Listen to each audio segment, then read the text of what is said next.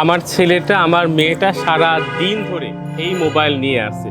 কি যে আছে এই মোবাইলের মধ্যে, এই অভিযোগটা এখন ঘরে ঘরে। আর এই সমস্যা সমাধানেরই মজার 4টা টিপসের কথা আমি এখন আপনাদের সাথে শেয়ার করব। প্রথমেই দেখাই যে আমার নিজের কাছেই পকেটে কিন্তু 2টা মোবাইল আছে, একটা বড় একটা ছোট। আপনারা জানেন যে এই মোবাইলটাতে কিন্তু অনেক বেশি ভিডিও দেখা যায়, ছবি তোলা যায়, আর এটাতে কথাও বলা যায়। সো আমি সবসময় যেটা করি সেটা হচ্ছে এই মোবাইল ফোনটা বাসাতে রাখি, এবং যদি কোনো অফিসিয়াল কাজ হয় তখন এই মোবাইলটা ইউজ করি। বাই দ্য সেম ওয়ে আমি গার্ডিয়ানদেরকে রিকোয়েস্ট করব যে আপনারা বাসাতে আপনাদের সন্তানদের সামনে এই মোবাইল ফোনটা ইউজ করবেন। কারণ প্যারেন্টিংয়ের মূল কথা হচ্ছে আপনি যেটা বলবেন আপনার সন্তান সেটা করবে না, কিন্তু আপনি যেটা করবেন আপনার সন্তান সেইটাই করবে।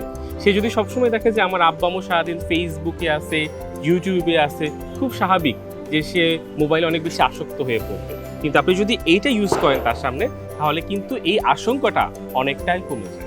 দ্বিতীয় যে টিপসের কথা বলবো সেটা হচ্ছে 3P থিওরি, অর্থাৎ P ফর প্লান্ট।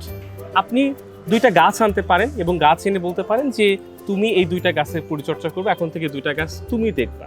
অর্থাৎ মোবাইল অ্যাডিক্টেড সন্তানরা কেন হয়? কারণ হচ্ছে তারা হয়তো বা সেই সময়টা ইউজ করার কোনো ওয়ে খুঁজে পায় না। সো আপনি তাদেরকে গাছ দিতে পারেন। এরপর P ফর পিট, অর্থাৎ একটা ছোট্ট বিড়াল আনতে পারেন।